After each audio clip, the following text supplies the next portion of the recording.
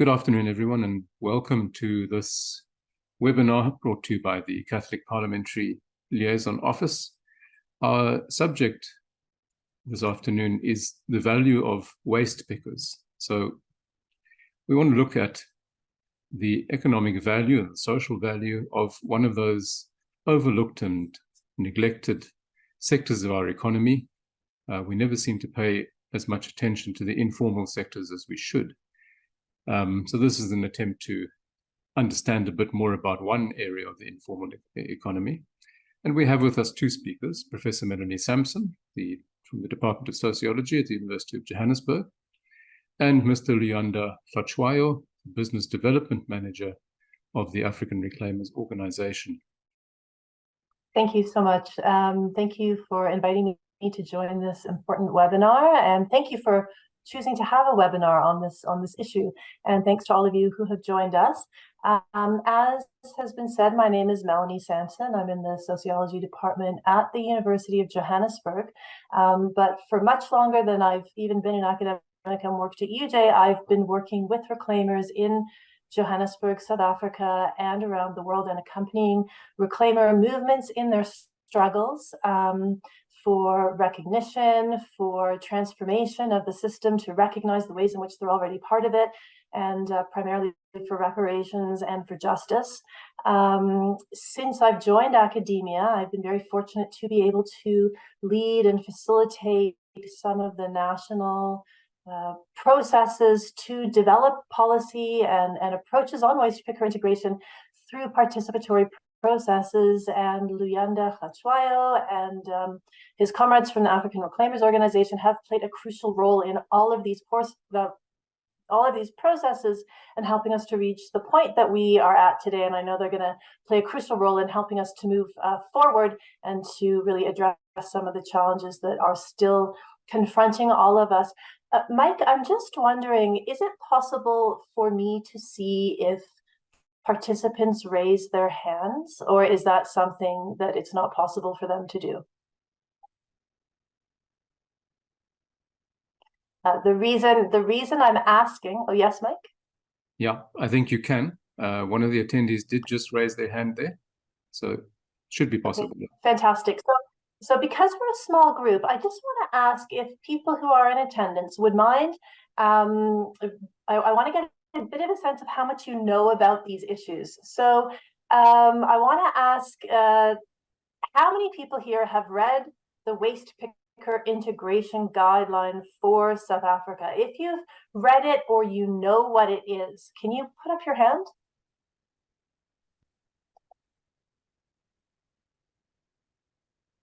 Okay, I see one hand.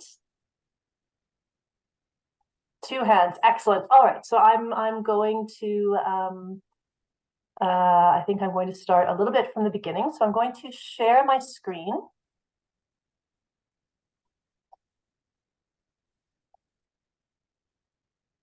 And please let me know when you can see my screen.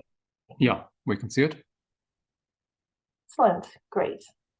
Let me get into presentation mode.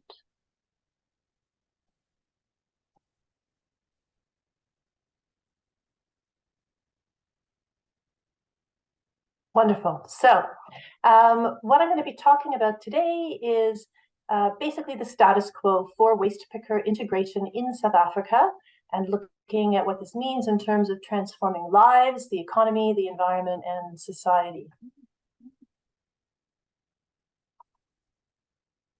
And for some reason, my computer is not moving. Alex, I'm very sorry, but I'm not sure. There we go. All right. So before I commence my input, I want to note that I just completed a really fantastic project that we were doing in partnership with the CSIR that was funded by the government of Japan via UNIDO. It was a 3-year training and capacity building program to support waste picker integration in South Africa. We have a wonderful website. You can see the URL there. It's www.wastepickerintegration.org. Everything I'm going to discuss with you is on the website. And if you go to that site, you'll see we have videos, animations, posters, stories about reclaimers, photo stories that really help to bring these issues to life. And the cartoons I'm going to be using in my presentation come from the website. So if there's anything you want to know after the workshop that we don't answer, you can check out our website. So when we talk about waste picker integration, most people assume that it means we take, individual reclaimers who are working on their own, eking out a meager living, and we integrate them into a new official recycling program that the municipalities design together with, experts, so-called experts who are professionals, and implement, and then we invite reclaimers to join. And that is what we've been doing. I call it a charity approach to integration. And it's a very problematic way to develop policy and to work, specifically because reclaimers do not work as individuals. They work in what I call a separation outside source system. So they have created an entire system to salvage and revaluable recyclables in our country. As we know, they collect from our houses, because and they go through our bins because we are too lazy to separate the recyclables ourselves, and they do the same at the landfills. And the key point here is that it's reclaimers who have been doing this for decades. They've been doing it so efficiently that in South Africa we have recycling rates for some recyclables that are comparable to European countries that have fully established, very well-funded recycling collection systems. So reclaimers have already integrated themselves into the recycling value chain. And in 2015, the numbers have changed a little bit now, but in 2015, 70 to 80% of the post-consumer packaging and paper that entered the recycling value chain in South Africa was collected by reclaimers. They are our recycling system. So the problem that we have, though, is they've been doing this phenomenal work, and they're the base of an entire industry. But to date, they have not been paid for the service that they provide, and they receive grossly exploitative prices for the materials that they sell. So as this beautiful cartoon shows, it's actually waste pickers who have been subsidizing industry and municipalities, not the other way around. So in recognition of this, between 2016, the Department of Environment had begun to discuss this issue, and in 2011 committed to providing guidance to industry and local government on how to integrate waste pickers. So between 2016 and 2019, I had the privilege to facilitate a multi-party participatory process to develop the National Waste Picker Integration Guideline for South Africa that was released in 2020.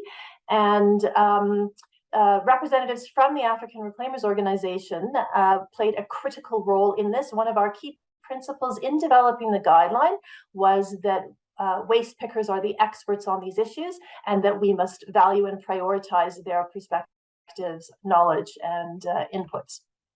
So yes, we really focused here. Usually waste pickers aren't at the table, reclaimers are ignored, but we placed them front and center in developing the guideline.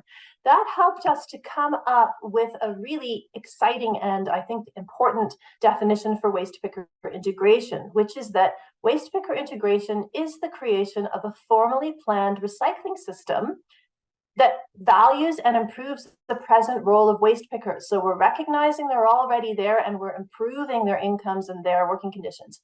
It builds on the strengths of their system for collecting and revaluing recyclables. And most importantly, it includes them as key partners in its design, implementation, evaluation, and revision. Importantly, and I think this is particularly important because we're talking to the parliamentary office here, is that it includes the integration of waste pickers' work as well as their political, economic, social, legal, and environmental integration. Because one of the reasons why reclaimers have been overlooked and not recognized is because they've been criminalized and they've been excluded from political processes and the development of policy that affects their work. So the other key thing that we did in the guideline is collectively all of the stakeholders in the country agreed to 10 waste picker integration principles. The reason the principles are so important is because our municipalities are all very different. We have townships, we have informal settlements and wealthy areas inside the same municipalities. So waste picker integration will not take the same form, even in the same parts of one municipality, let alone everywhere in the country. But we agreed what we should have is principles to guide the development of different approaches.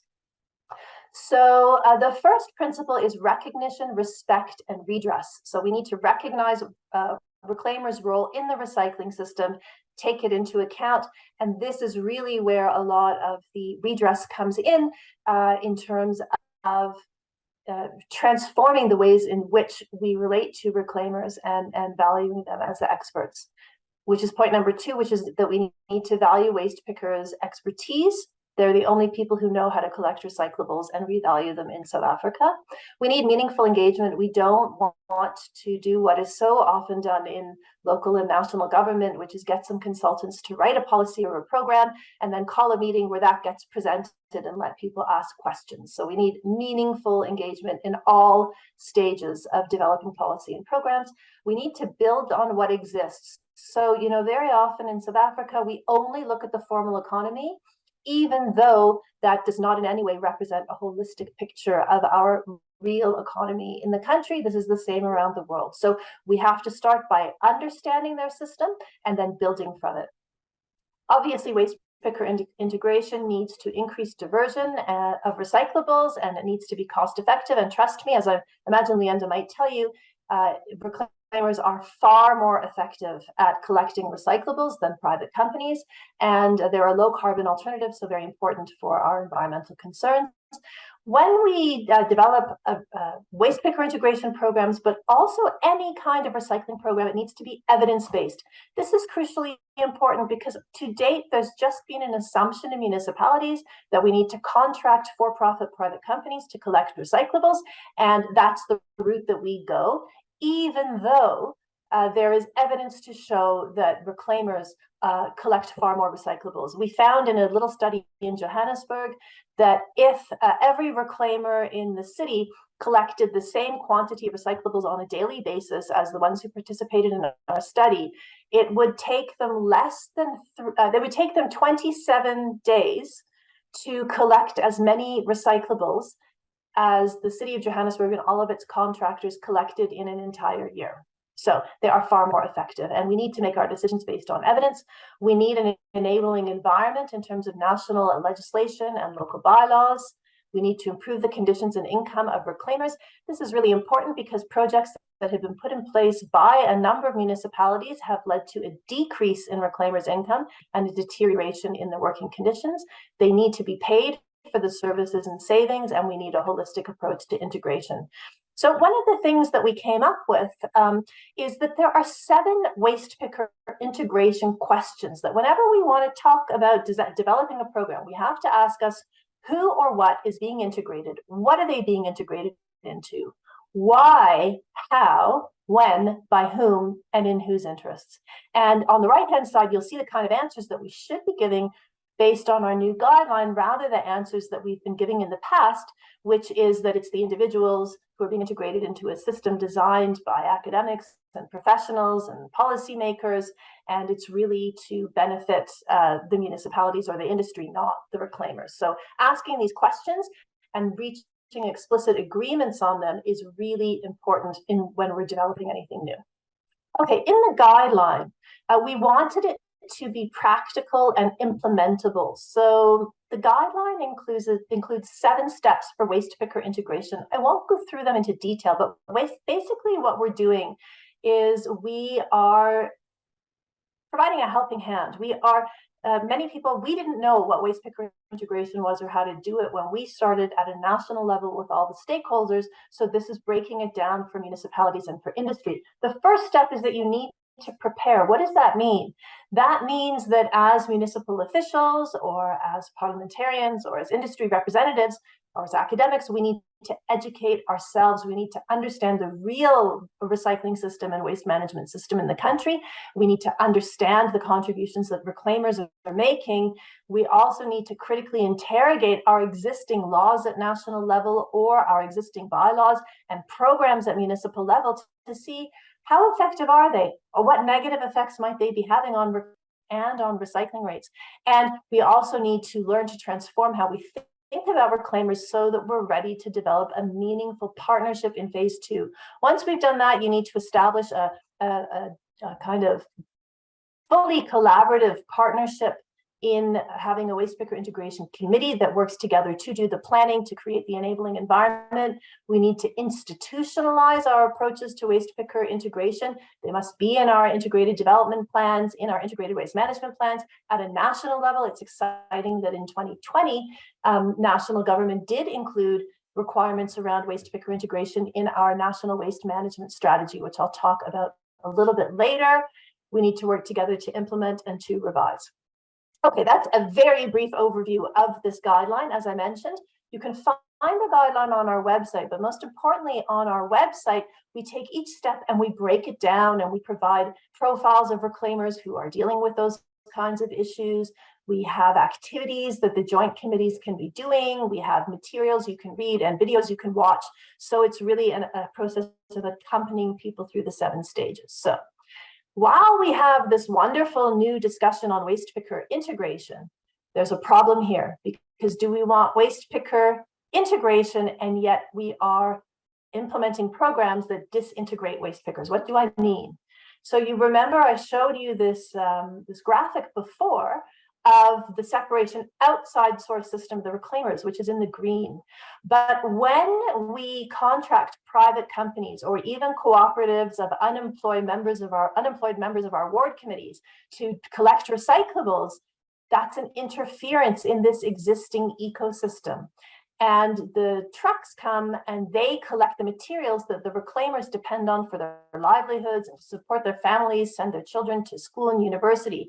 And so what happens is, if we do not explicitly plan an integrated separation at source program, separation at source is a waste picker disintegration program, and it is causing widespread increases in poverty and starvation, actually. So I've already spoken about the effects of exclusionary separation at source and how it affects reclaimers, but it also affects municipalities, because the reclaimers don't just disappear. This is their job and it's their income. So they know your trucks are going to come at 9, they get up and they go at 4 or 5 or 6 in the morning. What ends up happening is that the reclaimers don't get as much material as they did in the past, so they suffer financially and in terms of their families meeting their basic needs and necessities.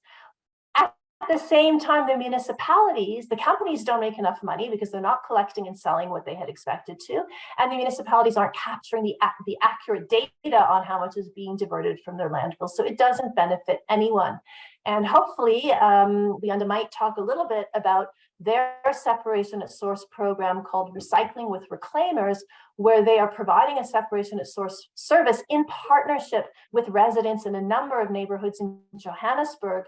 And this is leading to higher recycling rates, lower carbon emissions, and it's also transforming society in our apartheid urban areas by leading to this greater social engagement and transformation of the ways in which the wealthy, still predominantly white population of the suburbs relates to working class Black people who are earning a living in their area. I've already explained, I think, why waste picker integration must be systemic. And I want to note that there's a challenge here. Because right now we have separate policy on separation at source and separate policy on waste picker and integration. And most municipalities are firmly committed to continuing to develop separation at source programs without thinking about waste picker integration. Why do they do this? I think it's ideological. They're committed to this idea that private companies always do things best. There's also a lot of patronage. People are using these programs. In the case when they're using community members rather than private companies, it's a way of generating patronage. And to be honest, there's also, not insignificant corruption in this area. But this is what needs to be changed, and it is really only the African Reclaimers Organization, African Reclaimers Organization in the country that is able to force municipalities to change these practices. All right, I just wanted to talk very quickly about the new legal requirements, which some of you may not be familiar with. As I mentioned, in 2020, the revised National Waste Management Strategy for the first time prioritized and included waste picker integration. So it said that the guideline that we developed needed to be adopted, and that was done in 2020. It said that by 2021, all metros have to have an integration program in place. None of them met that deadline. It says that by 2024, all secondary cities have to have integration programs in place. We're working hard. Some secondary municipalities are trying, but I don't think most of them will meet this deadline either. So this is the question of what kind of support is being provided and needs to be provided to ensure that this good policy is implemented. The last thing I want to note is, strangely, after having discussed waste picker integration, the National Waste Management Strategy also said that we need to create 500 jobs or decent livelihoods in collecting recyclables. Well, the reality is we have at least 80, 90,000 reclaimers working in the country already. We may have more than 200,000. So to talk about creating 500 jobs for new people who've never worked in the sector, first of all, that's a drop in the ocean.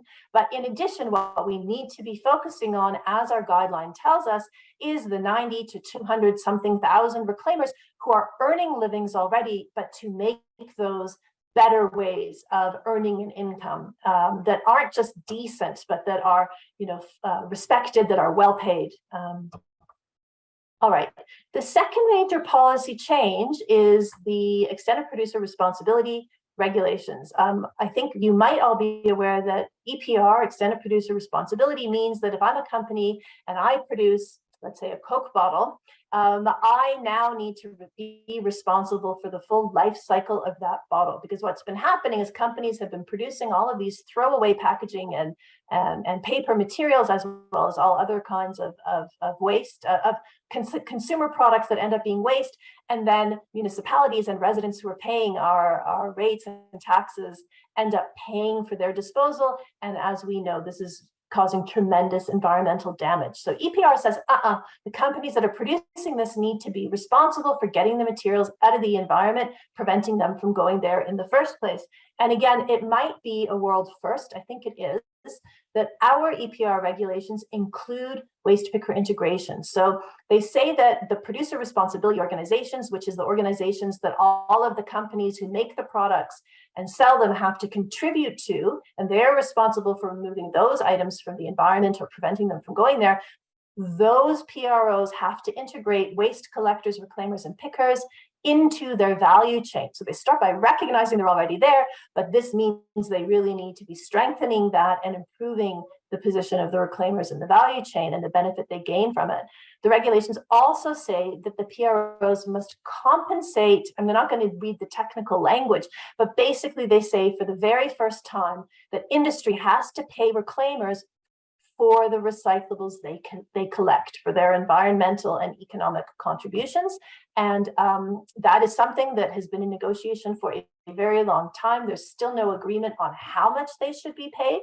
The African Reclaimers Organization, Leanda, you'll correct me if I'm wrong, I think said that you think reclaimers should be paid, is it 2 rand a kilo? Leanda will tell us, and industry wants to pay them 15 cents a kilo, which is virtually nothing.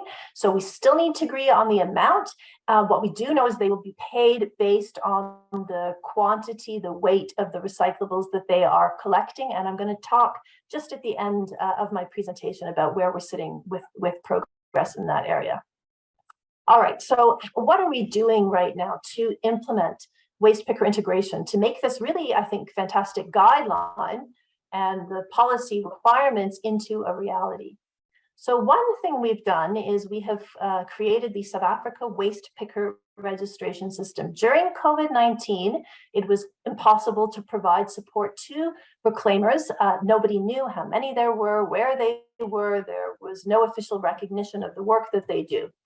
So coming out of that COVID-19 experience, Treasury's City Support Program, the National Department of Science and Innovation, and the UNIDO project that I mentioned earlier provided funding and support for the CSIR and for me when I was at WITS, and then when I moved to the University of Johannesburg, to develop and pilot the waste picker registration systems. A great little company called Sticky Situations helped us. The key thing here is when we designed the South Africa waste picker registration system, we abided by the principles in the guidelines. So we developed it through a participatory process in which reclaimers and their organizations played a leading role. We had stakeholder meetings, we had a task team, and that task team met with the IT people from CSIR to sit together and say, okay, well, if we can only ask a certain number of questions, what should those be? Reclaimers told us what are the most important questions. What questions do we ask to make sure that someone is actually a reclaimer and not just someone who wants to try to benefit from a new system? And also the reclaimers told us how to phrase these questions so that they would make sense and get the information that we need. We then piloted this system, and the African Reclaimers Organization played the absolute leading role here. There's another organization like SAUPA that also participated and contributed to the piloting. The very important thing we did is we started by piloting in areas selected by Arrow and SAUPA. They led the registration, they became the experts, and then Arrow actually traveled to the other two municipalities in order to train both the reclaimers and the local government officials there on how to do registration. We do registration in 3 phases. First, you have to go out and mobilize, then you register, then you give out the cards. Mobilization was incredibly difficult because there's many municipalities in the country that in the past said they're going to register waste pickers. They even went out and did a registration drive and then never gave the reclaimers the cards. And so reclaimers justifiably are very skeptical and wary of giving their details. So it's called, a waste picker registration system. It sounds technical, but it depends on organizing. If we did not have the African Reclaimers Organization and other reclaimer organizations where reclaimers themselves were going out and mobilizing and then doing the actual work of registering, we would not be able to do registration. We know this for a fact because when municipalities have tried to do registration without reclaimers, it fails. So we have these 3 phases. I can talk a lot more about them. The key point here really is that it depends on the labor of reclaimers, and we have to make sure we pay them because we can't keep relying on their free labor. In the pilot, which was in early 2022, we registered 994 reclaimers in 4 municipalities. Then we needed to roll out the SAW PRS. To date, neither national government nor industry in South Africa have provided any funding to roll out the South Africa Waste Picker Registration System. This is despite the fact that I didn't mention earlier that for reclaimers, waste pickers to be paid the EPR fee, they have to be registered on the SAW PRS. So we have a crisis here. The World Bank stepped in to support the rollout. It was an unusual World Bank project because they simply provided the funding because they supported us working with our principals. So it was not what we often think of a World Bank project. And we worked in the same way in the pilot to continue to roll out registration with reclaimers playing the leading role. And we now have, as of this morning, 7,417 reclaimers registered, which I think is a remarkable feat. But we still have at least 83,000 and possibly 170,000 more to go. And so this is where we sit now. The World Bank is committing a small amount of money in World Bank terms, or maybe around $50,000 US, to help us to roll out waste picker registration. I have question marks here, and if you're in the parliamentary office and you are able to lobby our government, when is government going to commit sufficient financial resources to ensure that every reclaimer in the country is registered? When is industry going to make a significant contribution to this? And I'll come back a little bit later to what industry is doing. A key thing here I have kept emphasizing is all of this work on waste picker integration depends absolutely on the work of Luyanda and his comrades, and the fact that we have reclaimer organizations that exist and that mobilize and through which reclaimers develop positions and skills and are able to go out and do this work. And yet to date, there is not any funding in the country at all from national government or from local governments or provincial governments to the organizations. So we somehow expect reclaimers to be able to create and run these organizations that benefit all of us, but without any of our resources. So here is another priority of things that we can be pushing for and supporting reclaimers as they push for these. I think this is hopefully my penultimate slide. I've spoken about the EPR payments and the integration programs. And something that is very interesting is the regulations say industry must pay the reclaimers. Unfortunately, there's no requirement in our regulations that say that they must work in partnership with reclaimers to do this. However, because of the way that we've developed of working together in the guideline process and subsequently based on the principles, in fact, there have been regular meetings, I think for 2 years now, between the producer responsibility organizations, ARO and SAUPA, some academics like me, national government and SALGA have come in. For a while, I think for a year, perhaps, we met every single Thursday morning. Now we meet every other Thursday morning. And I debated how to present this information in this webinar, because on the one hand, we have made fantastic progress. We have agreed on the principles to underpin the design and implementation of the payment systems. We reached agreement, or the parties reached agreement, that we need to have a co-governed governance body. So there will be collaborative governance of the EPR payments and integration programs. And we've discussed for a very long time that we need to run these joint registration campaigns to register the reclaimers on the SAW PRS. But in order to be paid, they also need to be signed up to a system that weighs their materials, and they need to be signed up to a payment system. And to date, industry has done nothing. I think maybe one of the PROs started around 2 weeks ago to sign up the reclaimers so that they can be paid. So on the one hand, we have a pretty good, I think, world first foundation, but how do we kick it into a much higher stage of engagement? How do we move from discussion to practice and implementation? A key issue here, again, is budgets. National government has not committed any funding to support these processes. I think in this case, they're correct in saying industry must be funding this because it's part of extended producer responsibility. The PROs have budgets. They have not shared them with us. We do not know how much money is available or might be available to do this work. And to date, we don't have any firm programs in place. In the last 2 weeks, some agreements have been reached about ARO working with the producer responsibility organizations to begin to roll out these joint registration campaigns. And I think that is a significant achievement that we only have in place because of the tenacity and the struggles and very concrete proposals from ARO. But now how do we ensure that these receive the full support that they require? And I do believe, again, those of you who are connected to parliamentary processes, we need to start seeing some governmentary oversight because this is a requirement of national regulations. I just want to conclude by saying the only people really who are doing meaningful waste picker integration programs on the ground in our municipalities is the African Reclaimers Organization, and I'm not exaggerating. And so I think we're incredibly fortunate to have Luyanda here with us to tell us about these very innovative programs that they are putting in place. And those are my contact details, but I'll hand over to the expert, Luyanda Kletchwayo. Thank you so much.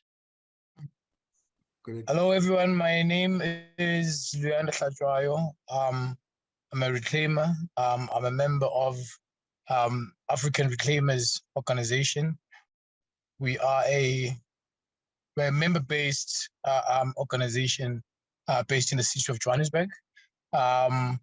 And we launched ourselves by default in 2017 when the city of Johannesburg started their separation at source program, which sounded very good to initiate recycling in neighborhoods and a more controlled system.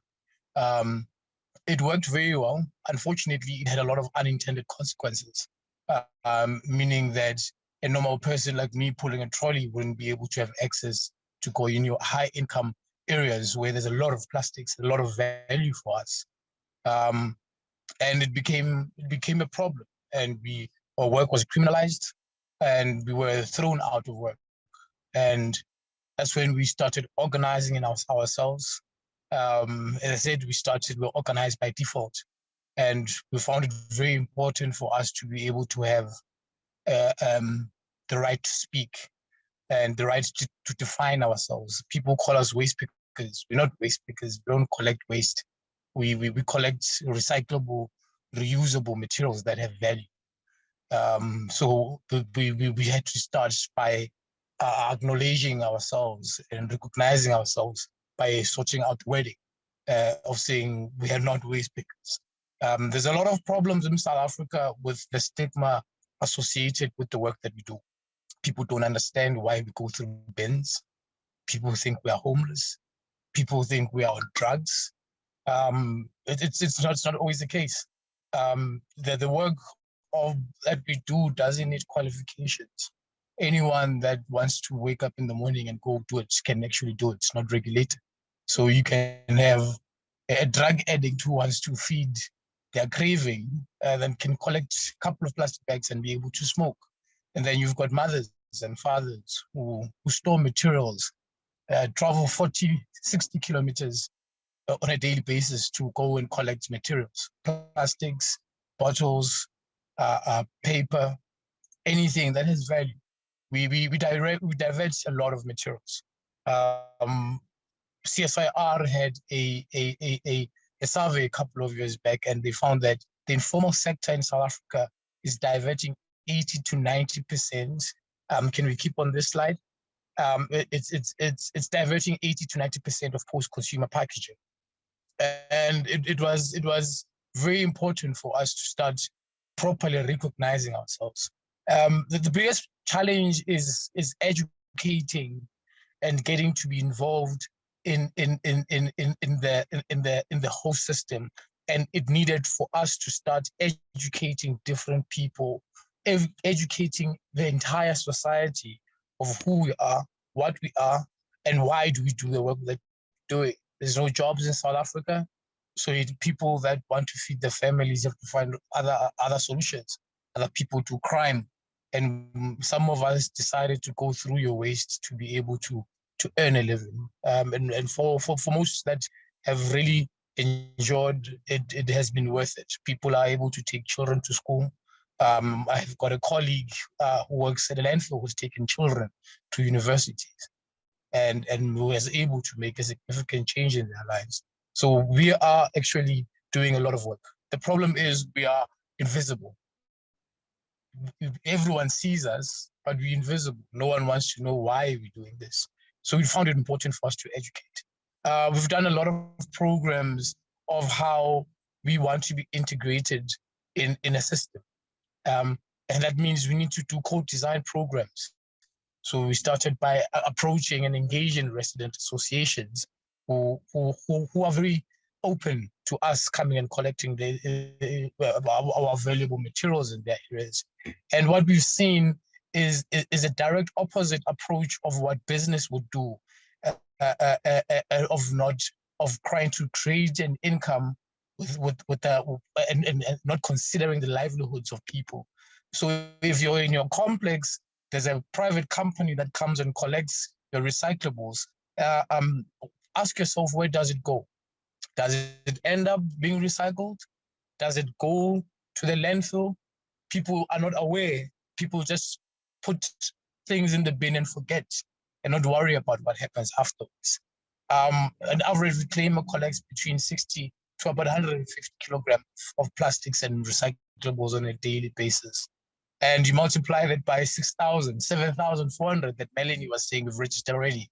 That's tons that are being diverted from going to landfills and creating value for people to be able to sustain their livelihoods. Now, how do we do it? We find ways of including everyone in the value chain, which means when it comes to designing programs, we want to work with communities, we want to work with academics, we want to work with industries, we want to work with the entire value chain, municipalities. The work that we're doing is not being recognized even in the city bylaws. If it was recognized, then in each and every municipality, there could have been a separational source or a infrastructure that is dedicated to diverting waste. So it's not only just a social problem, it's also a policy problem, because our cities are full of plastic. Our cities are producing a lot of waste, and we don't have the infrastructure. We don't have the proper logistics. We don't have a plan of how do we divert our waste. And we've got an informal system that has been doing it for free for the past 40 years. Can we move to the next slide, please? Our most important program is how do we integrate ourselves into a proper working system. So instead of one guy being able to pull one trolley on a day, that's about 200, 150 kilograms. And if you give that person proper support, like logistics, instead of collecting one bag, you're able to collect 3-4 bags. You find people doing the normal work that they would do in a week being done in a day. That's mainly on centralizing resources and allowing people that want to work to come. In this picture, we've got a billing machine in the middle of the picture, a machine that normally a person on our level wouldn't be able to have it. We find buyback centers, middlemen that have this machine that adds value. So I would normally sell my plastic bottle or your Valpy bottle. I need about 38 of them to make 1 kilo. And 1 kilo is 3.50 Rand. And if I sell to a buyback center, they compress it and they go sell it probably for 7 Rand. So being able to have facilities, proper infrastructure for us to be able to gain value on the plastics that we're doing, that we are collecting, is not only making a difference in one person, but it's an entire community process. We do education programs where we educate people on how to separate their waste, how to actually make it a point that their organics are separate. So we're doing it on a day-to-day basis, mainly using the people that have been doing it, the people that are the experts in doing it, and really empowering the people from literally from moving on a trolley to driving a truck. Can I have the next slide, please? This is for us what integration is. I think there's only 2 people in this picture that are not reclaimers. So we're finding programs of how to integrate people into a formal working system, proper ablution facilities, proper working spaces, and being able to give them proper capacity. One of the guys there used to have a dream of being a truck driver, and he was from Lesotho, had no documentation at all. And 5 years later, he became our first truck driver. And that is what integration is for us, not replacing, but using the very same system that is working and empowering the people that are most disadvantaged and being able to give them resources and a future. Can I have the next slide?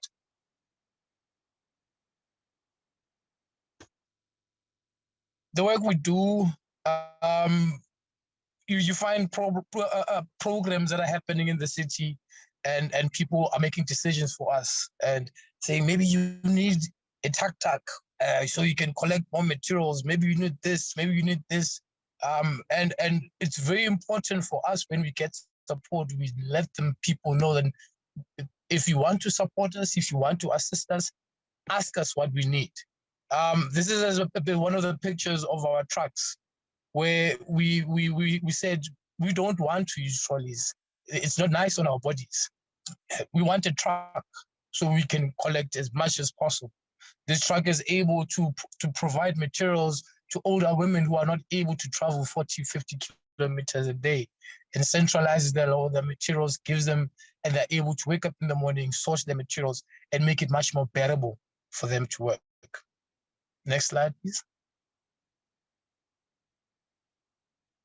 The education programs that we are doing, municipalities and business have no interest in educating. I think that's the reason why society is very hostile on the work that we're doing. So we decided to start educating the generations that are coming after, because they will understand it more than we do. So we do proper education programs from schools, businesses. We do it, whoever is handling plastic, whoever is handling waste, we need to be educating them. And the great thing about it is that if you've got 6,000 people on the ground educating, and the message goes out. So we've moved from having a small pilot of integrating reclaimers into communities. And now I think we have about 70 proper collection points where we are slowly integrating people from pulling trolleys, people from working in landfills, and giving them proper resources for them to work. Next slide, please. Can I have the next slide? Some of the programs that we are doing is finding sustainable solutions.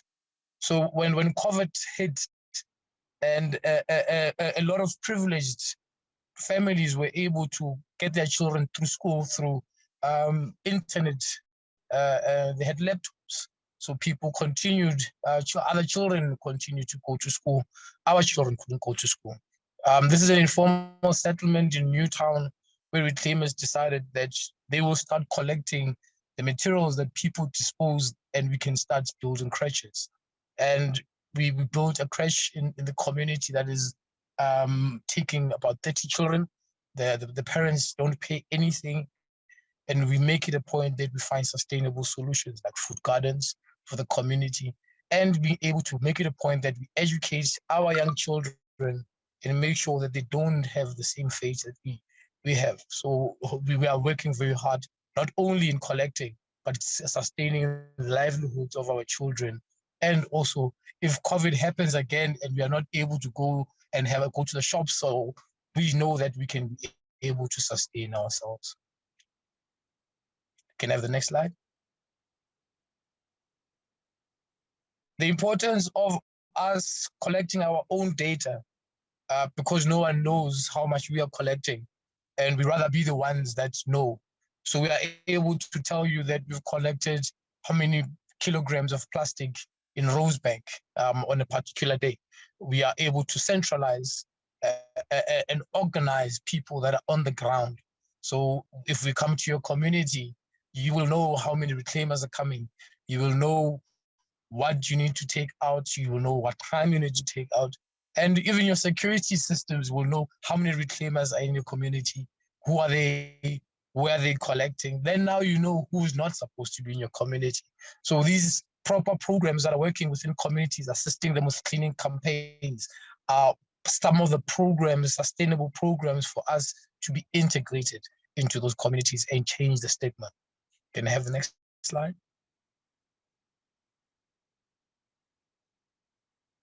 The waste picker registration system has been the first step to recognition for us. We need to know who we are. We need to be able to show government and everyone else who we are, what we do, where we are, and how much plastics are we collecting, how much paper are we collecting, so we can be able to recognize the people that are actually doing the work. And most circumstances in South Africa, when programs come that need to support the people on the ground, they don't end up in the people that are the most vulnerable. So having a registration system for us helps to show that who are the people that we are talking about, and how do we actually start doing that integration. Next slide, please.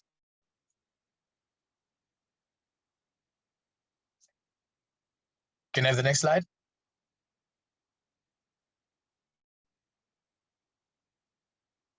Sorry, I think that is the last slide. That is the last go slide. to the next. Yeah. All right. Thank you very much. I think what's the question that I just want to pose to everyone is that, do you know who collects your waste? How does your waste move? Where does it go? How is it managed? Who is managing your waste?